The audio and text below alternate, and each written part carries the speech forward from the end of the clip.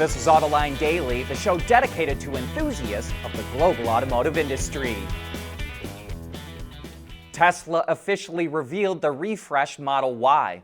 Its front lighting is now more in line with the Cybercab and Cybertruck. The rear lighting has also been turned into a long light bar, and the front and rear bumpers see some tweaks as well. The interior remains mostly the same, but there's now a turn signal stalk, new ambient lighting, a screen for rear seat passengers, and changes that add more space and contribute to a quieter cabin. There's also improvements under the skin. It adopts Tesla's latest automated driving hardware, and since the refreshed Y was revealed on Tesla's website in China and the Asia-Pacific region, it could be an indication that FSD will be available in those areas soon. The upgraded Model Y sees about 20 more miles of range as well on the Chinese test cycle, and it's faster. All-wheel drive versions will do 0 to 100 kilometers an hour in 4.3 seconds, which is over half a second faster than before. However, a new performance version hasn't been announced yet. Deliveries of the new Model Y are first expected to start in China this March. Foreign brands have never really had success selling vehicles in Japan, but now they're trying their luck with electric cars.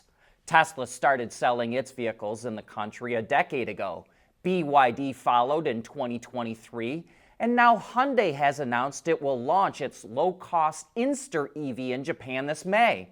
It will have a starting price of $18,000, which is slightly below the BYD Dolphin and slightly more expensive than the Nissan Sakura K car, the best-selling EV in the country.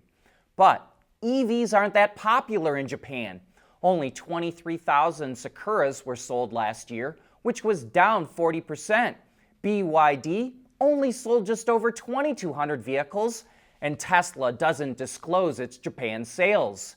Hyundai only sold 607 vehicles in Japan last year, but it's aiming to increase its sales tenfold over the next 5 years, and it believes the Inster will be able to help it achieve that goal. In his first term, President Trump had a pretty rocky relationship with automakers. He especially went after Ford and GM's Mary Barra when he didn't think they were doing what he wanted. But maybe Trump's second term will be different. Trump personally called Bill Ford last week to talk about the industry. Ford tells Bloomberg that he actually didn't pick up the call the first 2 times because his phone showed it was someone calling from Boca Raton, Florida. But when the call came in a 3rd time, he decided he better answer, and the voice on the other end of the line said, "Hey Bill, it's Donald Trump." Bill Ford said he talked to Trump for a long time. He says they especially talked about EV sales credits. And though Trump has promised to get rid of them, maybe there's something else brewing here. Chinese automaker SAIC is giving up on operating its own EV battery swapping network in China. It announced that it's partnering with battery maker CATL to use its swapping network instead. SAIC launched its network in 2022 for its Rising brand, but it's giving up on it due to poor sales. SAIC will produce 10 models across its brands that will be compatible with CATL's Choco SEB batteries. CATL says it takes 100 seconds to swap a battery at its stations, which can handle 822 swaps a day, more than NIO's stations, which can swap 480 batteries daily. In addition to SAIC, Chang'an, GAC, BAIC, FAW, and GM have all signed up for CATL swapping technology. There's nothing wrong with heavy metal. Hey, lighten up. But with world-class composite material, Teijin Automotive Technologies makes vehicles lighter, safer, and more eco-friendly. General Motors is using artificial intelligence to help it find the optimal spot to open EV charging stations. The automaker has partnered with EVgo and Pilot Travel Centers to install thousands of fast chargers across the U.S. So the company is using AI tools to analyze traffic patterns, driving behavior, and proximity to other chargers in order to find the best location to install an EV station. There are many consumers who are reluctant to switch to an EV because of charging concerns. So GM hopes this approach will help make stations more visible and give people the confidence to buy an EV.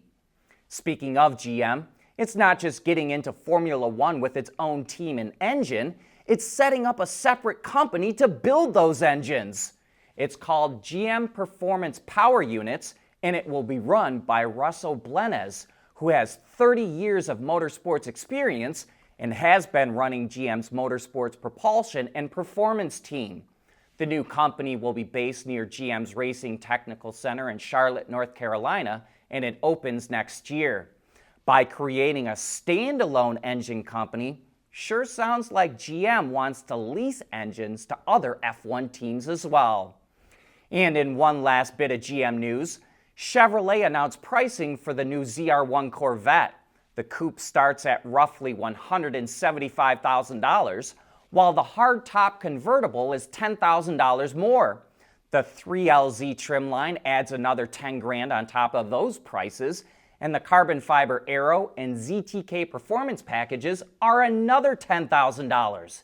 That is a lot of money, but compared to other cars that perform about the same as the ZR1, it's practically a steal. Speaking of, it would be fun to pit the ZR1 against the heavily modified and track-focused Mustang GTD, which should cost around $325,000. And to honor some of the Mustang's iconic past, Ford is launching a special edition of the Mustang GTD called Spirit of America. Highlights include red and blue racing stripes, unique graphics, exposed carbon fiber aero elements, and matching seats. But that's not the only special Mustang that Ford has for us today. It announced a partnership with Vaughn Gittin Jr. to launch the Mustang RTR, which it says is, quote, the most exciting, enthusiast-focused EcoBoost Mustang ever. Ford isn't talking specifics yet, but says it will get a lot of enhancements and is ready for drifting, drag racing, back road cruising, or ripping around an autocross track. The Mustang RTR will mark only the second time in the pony car's history that Ford has sold a performance model co-created with an outside partner and offered it from the factory.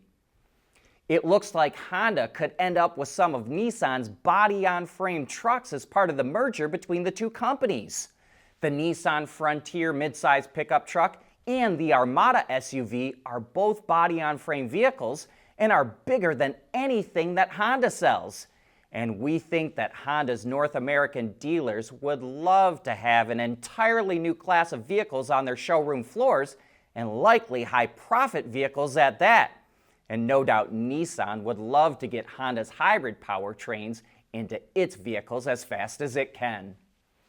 The all-new electric Renault Twingo will go on sale in 2026, but now we're getting a chance to see its interior. The upper part of the dash is kind of like a wide elongated oval that also incorporates 2 digital screens and the air vents. Below that is 4 round dials for the HVAC controls. The rear seats also slide and have a 50-50 split fold, and a little nod to design, the seat back adjustment knob is inspired by skateboard wheels. Renault says it developed the new Twingo in just 2 years, and it expects to have a starting price under 20,000 euros when it launches. If you want to see some of the wild new tech that debuted at CES this week, check out the videos we've been posting from the show. But that brings us to the end of this week's worth of Autoline Daily. Have a great weekend.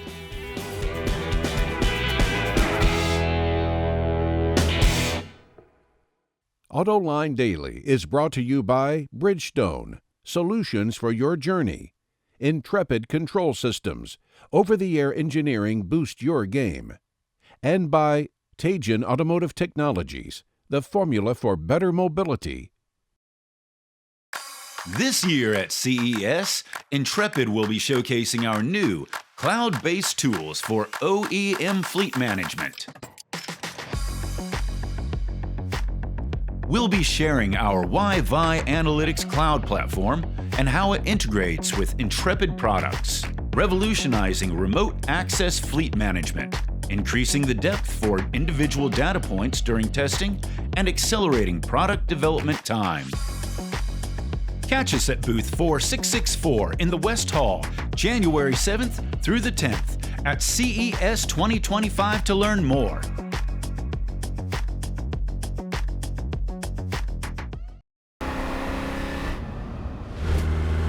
Performance that shines, even in the rain. That's what really matters. Bridgestone Potenza tires, improved grip in wet conditions. Ward's is the industry leader for news, data, and analysis. That's why companies across the globe subscribe to our premium service, maybe even your own. Log in for subscriber access now. Check your company's intranet for details and rely on wardsauto.com to keep you informed.